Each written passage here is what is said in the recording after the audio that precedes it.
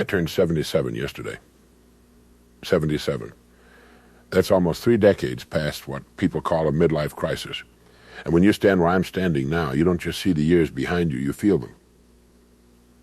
You feel the weight of choices made and the cost of the ones you avoided. I've climbed a long mountain. There were victories. There were failures. There were regrets that still whisper at night. And if I could grab you by the shoulders, whether you're 25, 45, or even 60, I'd look you dead in the eye and tell you this.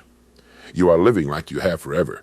You spend time like it's loose change in your pocket, like there's an unlimited balance in your account. But I'm here to tell you something uncomfortable. The bank is closing, and it doesn't send a warning email. I've distilled 77 years into hard-earned lessons, not theories, not quotes from a self-help book. Lessons carved from mistakes, losses, and hard reality.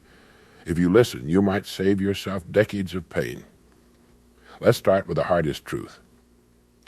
Nobody's coming to save you. Not the government. Not your parents. Not some lucky break. Not a mentor who suddenly appears and fixes everything. If your life is a mess, it's your mess. If you're broke, that's on you. If you're out of shape, that fork is yours. Stop waiting for a hero. Be the hero. It's your life. Act like it. Now here's where people get confused. You can't control everything. I learned that the brutal way. You can't control the economy. You can't control who hires you. You can't control betrayal, loss, rejection. But you have absolute authority over one thing: your response. Life is maybe 10% what happens to you and 90% how you react to it. Most men react like children. They blame, they rage, they point fingers. A grown man adjusts the lens. If you change the way you look at things, the things you look at begin to change. Perception isn't fluffy philosophy, it's power. Fix your lens, and you fix your direction. Now let's talk about the biggest lie you tell yourself. I'll start tomorrow.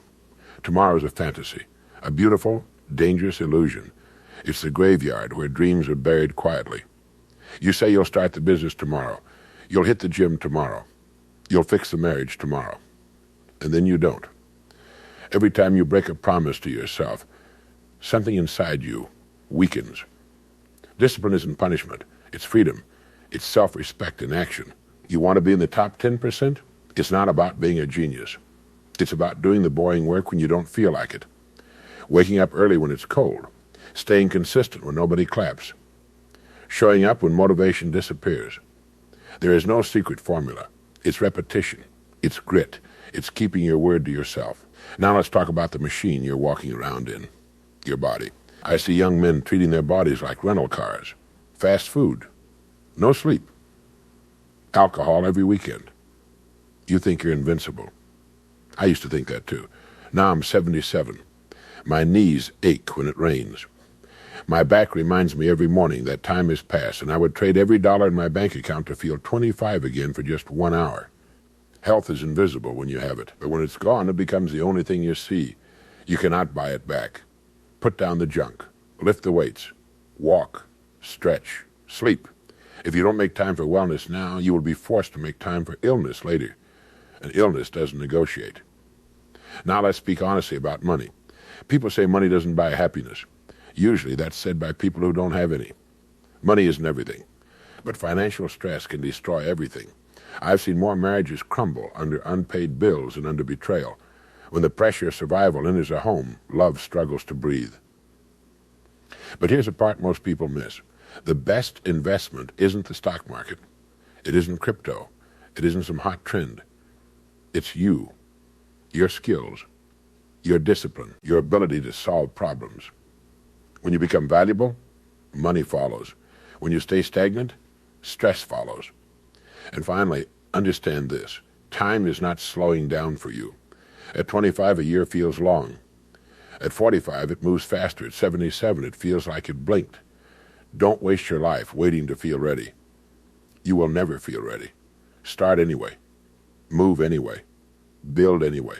Because one day, sooner than you think, you'll be sitting where I am. Looking back at the mountain, wondering how it all moved so fast. And you won't be asking how much money you made. You'll be asking whether you truly lived. Don't wait. The bank is closing. Invest in your mind. Read the books. Take the course. Learn the skill. Stretch yourself until your comfort zone feels too small to hold you anymore, because at the end of the day, you are the asset. Not your job title, not your paycheck, not your connections. You. If you build yourself, the money will follow. If you sharpen your mind, opportunities will start recognizing you. Growth is never a waste. Every page you read, every lesson you struggle through, every uncomfortable step forward, it compounds. But this next part, this one hurts. I used to work 60 hours a week. I told myself I was doing it for my children. I thought providing was the same as loving. I bought the toys. I paid for the vacations. I made sure college was covered. But I missed the dinners. I missed the games. I missed the small, ordinary Tuesdays that quietly become the memories that matter most. Children don't want your presence. They want your presence. They won't remember the expensive gadget you bought in 2024. But they will remember that you were staring at your phone when they tried to show you a drawing. They will remember scanning the audience and not seeing you there. They will remember the empty chair. Don't trade your family for a career that would replace you in 2 weeks. Listen carefully now. It is never too late. I hear men at 30 say they're too old to start over. At 40, they say it's too late to get in shape. At 50, they say the window is closed. That is absolute nonsense. I'm 77 years old. You have decades ahead of you. Decades to pivot. Decades to build. Decades to become the person you keep postponing. Colonel Sanders didn't franchise KFC until he was 62. Think about that. Most people are planning retirement at the age he was just getting started. Stop using your age as an excuse for mediocrity. But here's the paradox. Time is limited. You don't have forever. Yes, you have more time than you think, but not as much as you pretend. So stop postponing your life. Stop waiting for the perfect moment. Stop holding grudges like the treasures. Stop saying one day, the perfect time is now. Take 100% responsibility. Complaining changes nothing. Blaming your boss changes nothing. Blaming your parents, your past, the economy, none of it builds the future you want. If you want a different life, you must build it brick by brick. No one is coming to rescue you. I look at a picture of myself at 25. I had thick hair. I had energy. I had time. But I didn't have wisdom. You have something rare. You have energy, and you have insight. You have the lessons I learned the hard way. You have the cheat codes. Don't waste them. Don't wait until you're 77 to realize you lived someone else's life. Don't wake up one day full of regret, wishing you had taken the risk, made the call, shown up for dinner. Start today. Not tomorrow, not next month. Now, go do the work.